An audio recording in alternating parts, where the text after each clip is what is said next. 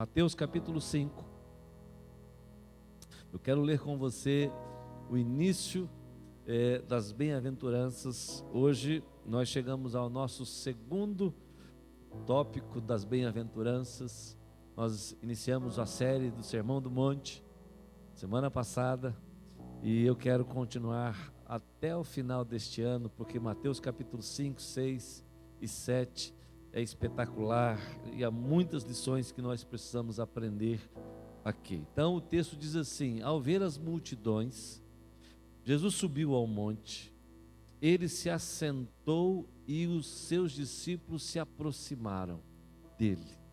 Então ele passou a ensiná-los, dizendo: bem-aventurados os pobres de espírito, porque deles é o reino dos céus. Bem-aventurados os que choram, porque serão consolados. Bem-aventurados os mansos, porque herdarão a terra. Bem-aventurados os que têm fome e sede de justiça, porque serão saciados. Bem-aventurados os misericordiosos, porque alcançarão misericórdia. Bem-aventurados os limpos de coração, porque verão a Deus. Bem-aventurados os pacificadores, porque serão chamados filhos de Deus. Bem-aventurados os perseguidos por causa da justiça, porque deles é o reino dos céus.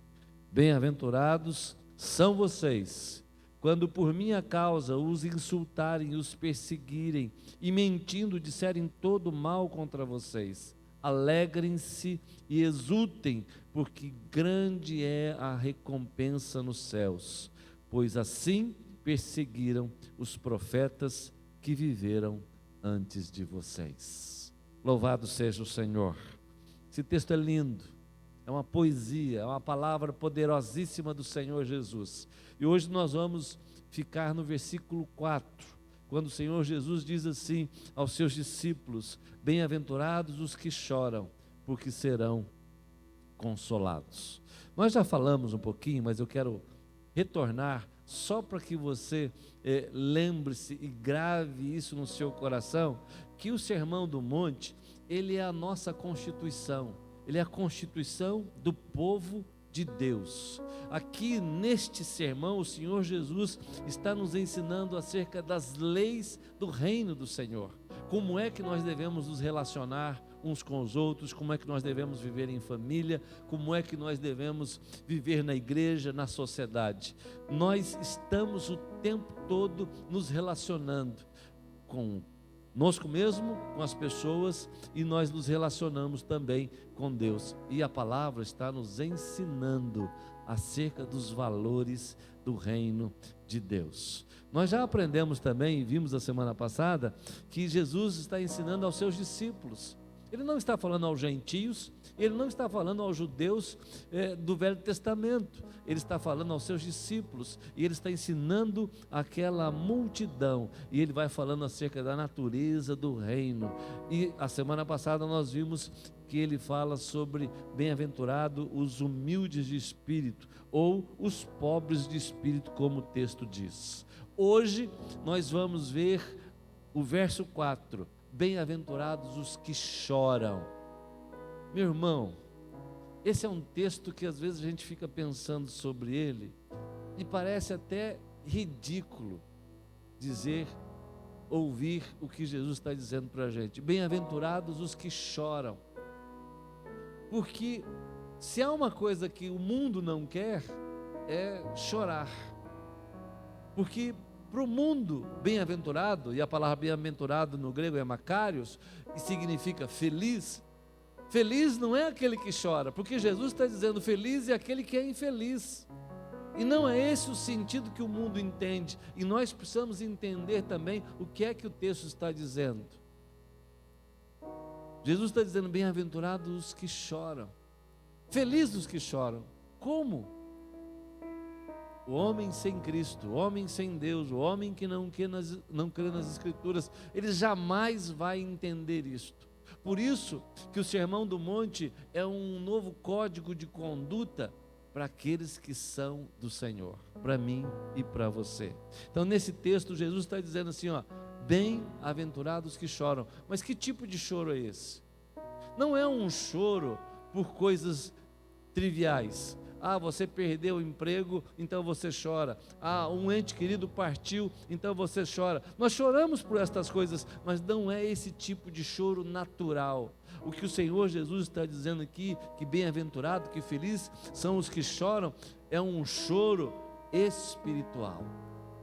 Não são essas coisas que a gente lida com elas no nosso dia a dia. Não é um problema no trabalho, não é um infortúnio, não é uma enfermidade, não é medo.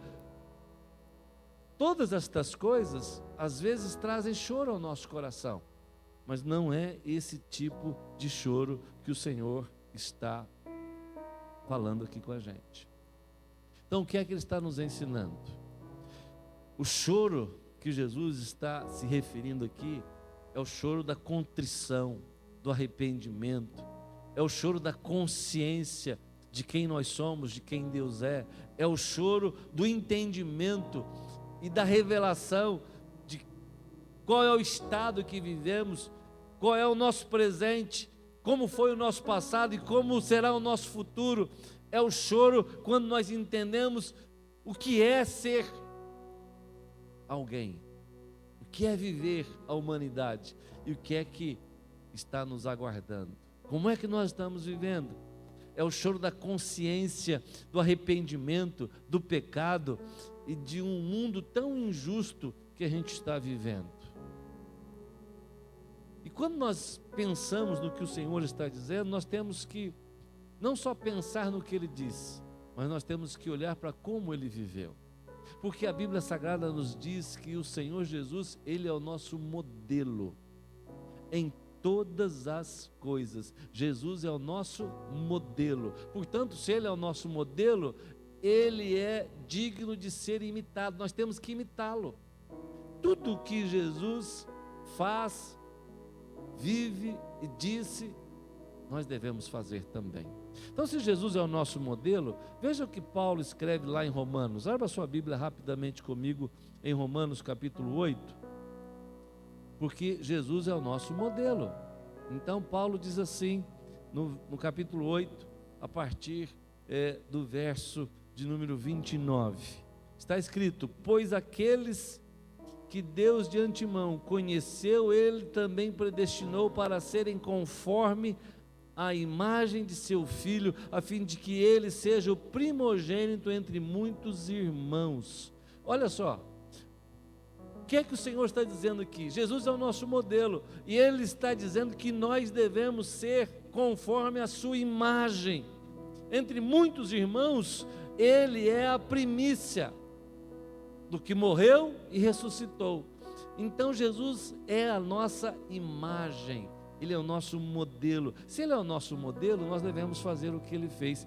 E quando nós olhamos para os evangelhos, nós vamos aprender algumas lições de como viver numa relação com Deus, com a família, com a igreja, com a sociedade, conosco mesmo, dentro desse novo código de condutas da vida cristã.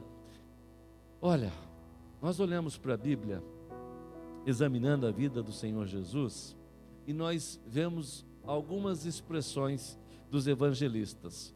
Por exemplo, nós vemos que Jesus ficou irado. Nós sabemos que Jesus, Ele se entristeceu.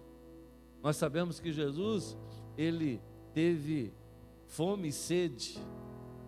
E quando chegamos ao Evangelho de João, no capítulo 11, depois que Marta e Maria chamam o Senhor, e depois de 4 dias de Lázaro morto, Jesus se apresenta ali diante do túmulo, e a Bíblia diz que Jesus chorou. Jesus chorou. Nós também lemos as Escrituras, e antes do Senhor Jesus ser morto, Ele chegou em Jerusalém e olhou para Jerusalém e disse: ah, Jerusalém, se você tivesse me ouvido, quantas vezes o Pai tentou reunir você como uma galinha reúne seus pintinhos. E o texto sagrado diz que Jesus chorou por Jerusalém, chorou pela cidade, chorou pelo povo. Às vezes a gente fica perguntando, mas por que Jesus chorou ali diante de Jerusalém? E por que Jesus chorou diante do sepulcro de Lázaro? Se ele sabia o que estava prestes a fazer.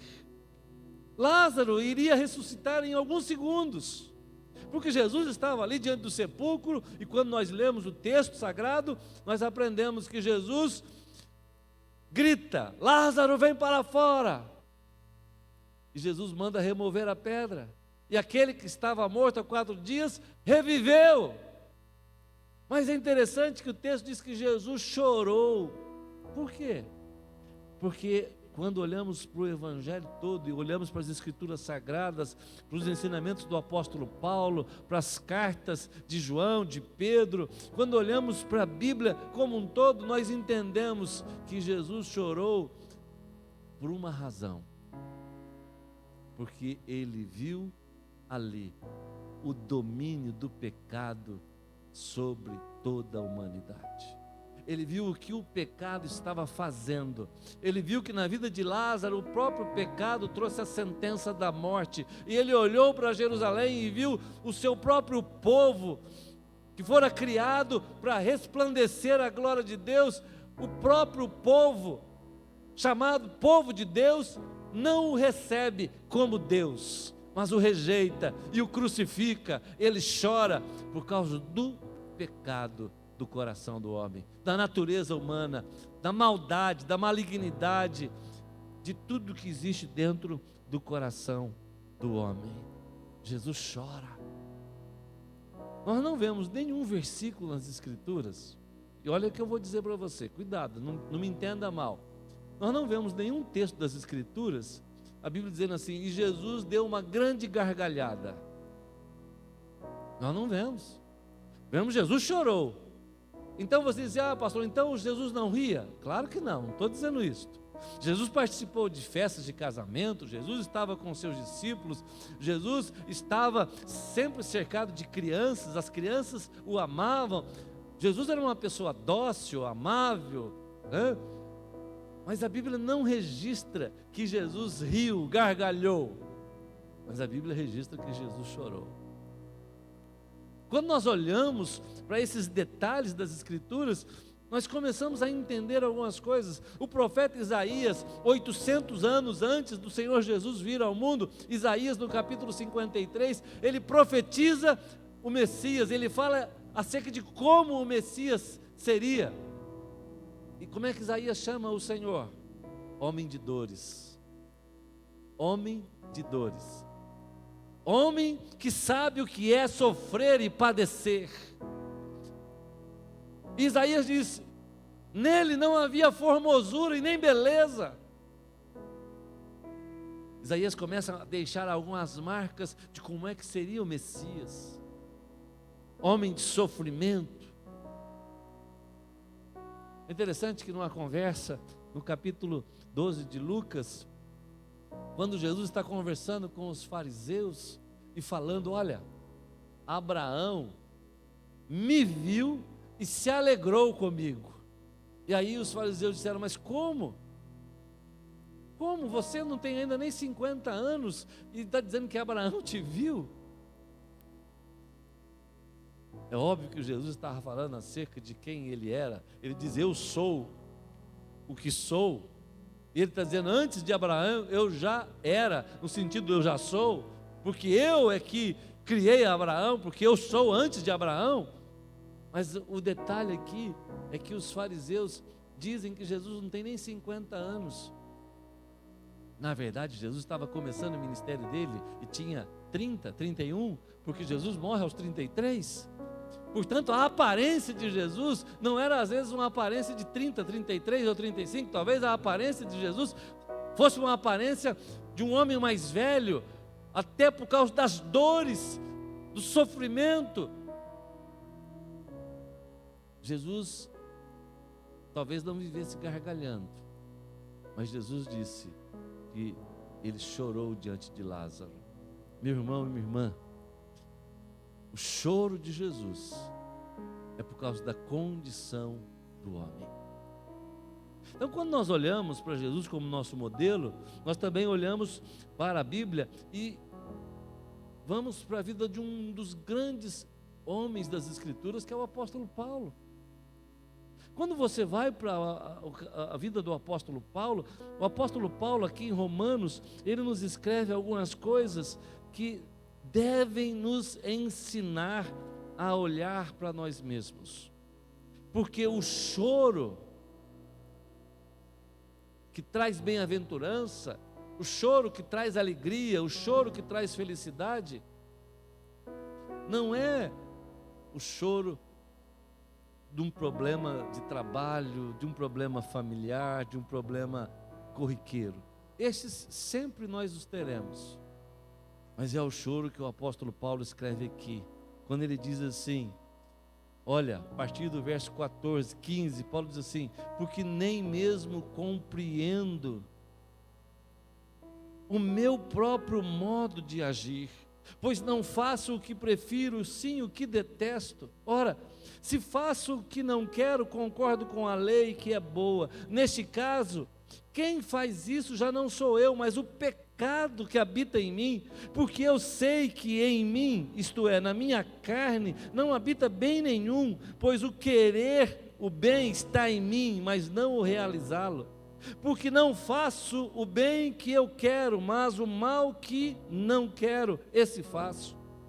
Mas se eu faço o que não quero, já não sou eu quem faz, e sim o pecado que habita em mim. Assim encontro na lei, quando quero fazer o bem, o mal reside em mim. Porque segundo o homem interior, tenho prazer na lei de Deus, mas vejo os meus membros outra lei, que guerreando contra a lei da minha mente, me faz prisioneiro da lei do pecado, que está nos meus membros. E aí Paulo diz assim: miserável homem que sou, quem me livrará do corpo desta morte?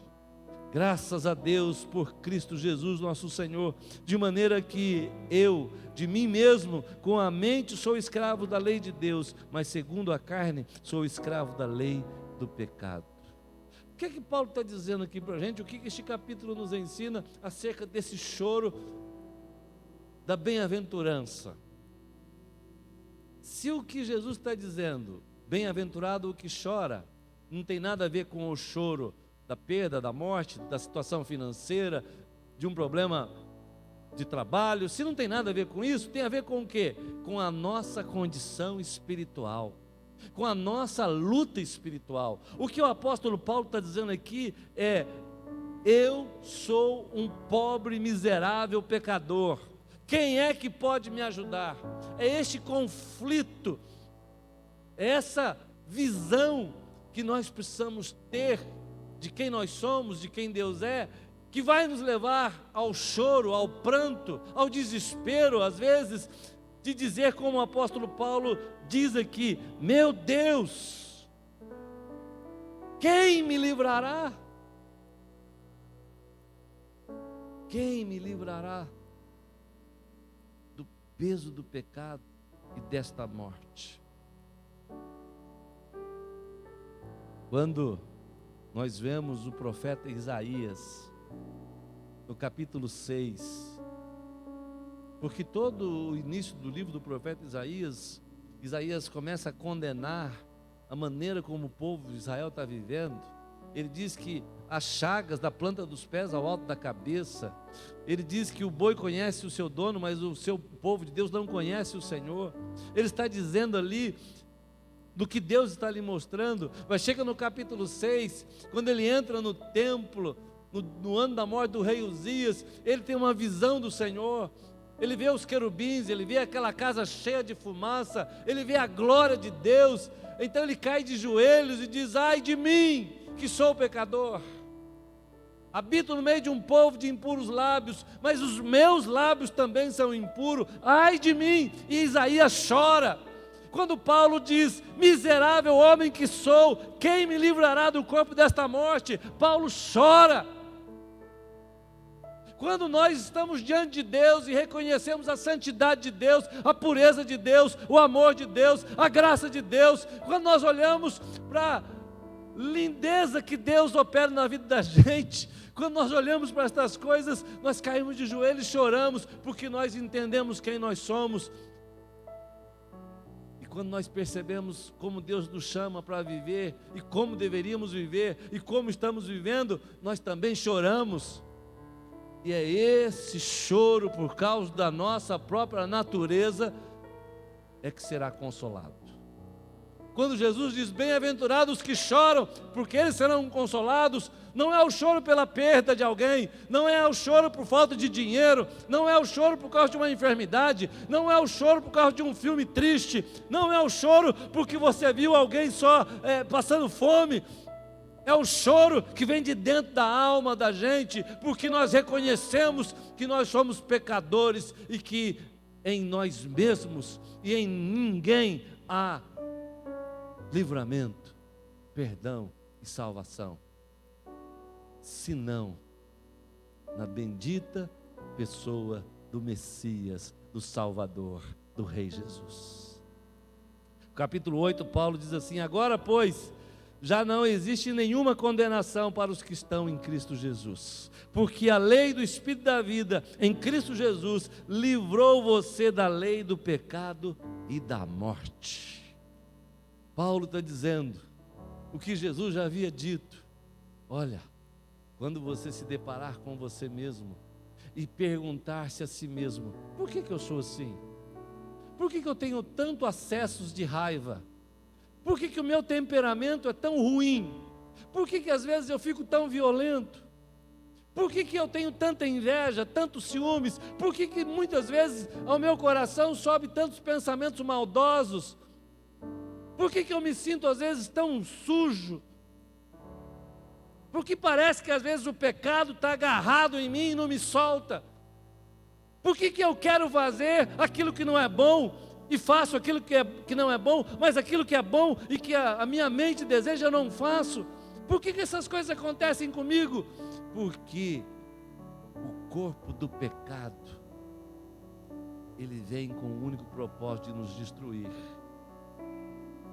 E quando nós choramos diante de Deus, então nós estamos dando passos seguros, passos largos na direção da compreensão de que a vida da gente vai mudar. Porque quando nós choramos diante de Deus, reconhecendo quem nós somos, nós estamos dando passos na direção do arrependimento. Nós estamos dando passos na direção da salvação. Nós estamos dando passos na direção da vida eterna. Nós estamos dando passos gigantes na direção da felicidade para sempre. Porque só pode sorrir quem primeiro chorar. Só pode desfrutar das bênçãos da salvação quem primeiro se arrepender. Só pode ter a vida eterna e viver para sempre com o Senhor Jesus quem se vê miseravelmente e dizer: Senhor, eu sou um miserável, me perdoa, me salva, me transforma. Então a graça de Deus vem e invade o nosso coração. Por isso o Senhor Jesus está dizendo: bem-aventurado os que choram. Mas que tipo de choro? É o choro espiritual. É o choro que enxerga que nós precisamos do Salvador. É o choro que enxerga que nós somos maus, que o nosso coração é corrupto, que a nossa mente é maligna. É o choro que enxerga que o nosso coração é cheio de vaidades, de soberbas, de orgulho, de ciúmes.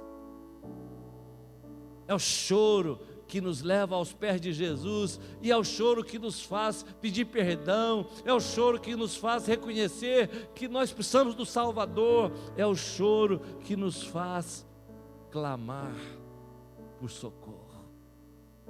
Quando nós choramos assim, então Paulo diz que a lei do pecado, ela não é maior do que a lei da graça e do Espírito.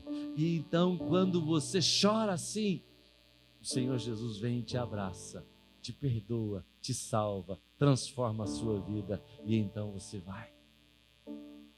Bem-aventurados os que choram, porque serão consolados. Louvado seja o nome do Senhor Jesus, bendito seja o nosso Deus. Como é que você está se vendo hoje? Olha, vivendo os dias que nós estamos vivendo, só Jesus pode aquietar o nosso coração e renovar as nossas forças e nos dar esperança. Só Jesus de fato pode nos consolar. Quando nós olhamos para as Escrituras Sagradas, o apóstolo Paulo escreve aqui em Romanos capítulo 8, a partir do verso 22, ele diz: porque sabemos que toda a criação a um só tempo geme e suporta as angústias até agora. E não somente ela, mas também nós, que temos as primícias do Espírito, igualmente gememos em nosso íntimo, aguardando a adoção de filhos, a redenção do corpo. Paulo está dizendo algo lindo para a gente aqui, que completa a frase das bem-aventuranças e que completa a frase do verso 4 de Mateus 5. Jesus disse: bem-aventurados os que choram, porque serão consolados. O que o apóstolo Paulo está dizendo é, quando nós corremos arrependidos para Jesus, nós recebemos imediatamente um consolo, que é o perdão, a paz, a adoção. Nós fazemos parte da família de Deus. Nós somos imediatamente consolados. Mas Paulo está dizendo para a gente aqui que ainda há algo que vai acontecer, que ainda há algo que vai chegar. Por isso, ele diz que a própria natureza clama, suplica, a criação geme e suporta as angústias do agora, porque ela está esperando a bendita esperança que o Senhor prometeu. O grande dia. E o grande dia é o dia em que o Senhor Jesus voltará para redimir, para resgatar, para trazer uma redenção plena e total. E este dia está próximo. Então o apóstolo Paulo está dizendo que aqueles que choram serão consolados. E o nosso consolo é este, que nós temos uma bendita esperança. Sabe, irmãos, quando nós olhamos para os dias que nós estamos vivendo, século 21, tempo de tecnologia, avanço para todos os lados, mas nós olhamos ainda para o Brasil e ainda temos 100 milhões de brasileiros que não têm saneamento básico, ainda temos 100 milhões de brasileiros que não têm água potável, ainda temos 100 milhões de brasileiros que vivem numa miséria. Quando nós olhamos para tudo isso, a gente sofre, a gente chora, porque o coração do crente, ele não chora só por causa do seu próprio pecado, mas ele chora por causa das injustiças também, e a gente clama: vem o teu reino, Senhor. Diante de tudo isso, o nosso coração chora, e porque choramos, nós seremos consolados, e a nossa maior consolação é a bendita esperança, é a glória do Senhor que há de vir. Pedro diz que haverá novos céus e nova terra, e então nós desfrutaremos deste reino para sempre. Essa é a nossa esperança. Eu olho para tudo isso e falo assim: um dia isso aqui vai acabar. Hoje todo mundo preocupado com a vacina, hoje todo mundo preocupado com a economia, todo mundo preocupado com o emprego, e faz parte da humanidade da gente. Mas nós que somos crentes em Jesus, nós que já enxergamos quem somos e quem Deus é, nós que já temos conhecimento do final da história, nós temos uma bendita esperança. Haverá um grande dia de resgate, haverá um grande dia de transformações, haverá um dia em que nós seremos diferentes completamente, não só no coração, mas o nosso corpo também. Por isso o apóstolo Paulo diz que a terra geme de angústias, aguardando o dia da restauração. E ele diz: não somente a terra, nós também aguardamos a adoção de filhos e a redenção do nosso corpo. Essa é a nossa bendita esperança. Nós estamos olhando para tudo isso, mas nós estamos dizendo: Jesus voltará em breve, nós teremos novos céus e nova terra. Essa é a esperança que enche o nosso coração, e esta palavra traz consolo a cada um de nós. Traz consolo imediato, porque temos os nossos pecados perdoados, fomos purificados, somos filhos de Deus, mas ainda não se revelou o que haveremos de ser, porque chegará o dia em que nós reinaremos com o Senhor para sempre, e este é o nosso maior consolo, a nossa viva esperança. Agora, Quando você olha para o mundo, quando você olha para o homem sem Deus, sem a palavra, sem Jesus, que consolo ele tem? Que esperança ele tem? Quando ele olha para os governos, ele olha para o mundo, ele olha para essa agenda global, ele olha para tudo que está acontecendo, sem vacina, sem dinheiro, sem vida social, sem comunhão, sem amor, sem fé, sem alguém para ajudar. Qual a esperança do homem sem Cristo? O mundo aí fora diz: comamos, bebamos, alegremos-nos, regozijemos-nos. O mundo aí fora só pensa no prazer, porque eles não conseguem enxergar que tudo isso é transitório, passageiro e vai acabar. E a grande verdade que nós sabemos, porque já experimentamos, porque já vivemos assim, é que todos os prazeres desta vida são passageiros. Eu e você já sabemos disso, porque nós já vivemos do pecado, porque nós já vivemos dominados pelo poder do pecado, nós já vivemos embriagados, nós já vivemos na promiscuidade, nós já vivemos em tantas coisas, e nós sabemos que tudo aquilo não traz alegria nem liberdade, traz tristeza e escravidão. Por isso, o mundo sem Jesus hoje ri, mas a Bíblia diz que o inferno será um lugar de choro e ranger de dentes. Por isso a Bíblia diz que não há riso sem antes chorar, que não há salvação sem arrependimento. E quando nós choramos, arrependidos, entendendo quem somos e quem Deus é, então a alegria do Senhor encherá o nosso coração e nós vamos rir para sempre. Mas aqueles que se negam a chorar hoje, aqueles que se negam a se dobrar hoje, aqueles que se negam a reconhecer Jesus e a palavra hoje, e vivem rindo por aí afora, um dia serão lançados no inferno, onde haverá choro e ranger de dentes. Portanto, meu irmão, eu quero dizer para você de forma clara: nossa bendita esperança é Jesus, nossa consolação é Jesus. Fora de Jesus, nós estamos perdidos. Jesus é o nosso tudo. Jesus é o nosso tudo agora, e Jesus é o nosso tudo amanhã e para sempre. Só Jesus pode dar paz e só Jesus pode dar consolo ao nosso coração. Portanto, eu quero fazer um convite para você hoje. Vem para Jesus. Fora de Jesus você não tem esperança, fora de Jesus você não tem consolo, fora de Jesus você não tem felicidade, fora de Jesus você não sabe o que é alegria. Vem para Jesus. Bem-aventurados, felizes os que choram por causa do seu pecado. Bem-aventurados, felizes os que choram por causa do pecado do mundo, da situação que o mundo está. Mas felizes os que choram, porque eles serão consolados. A consolação vem do Senhor. Vamos orar? Você pode curvar a sua cabeça comigo, fechar os seus olhos. Vamos orar?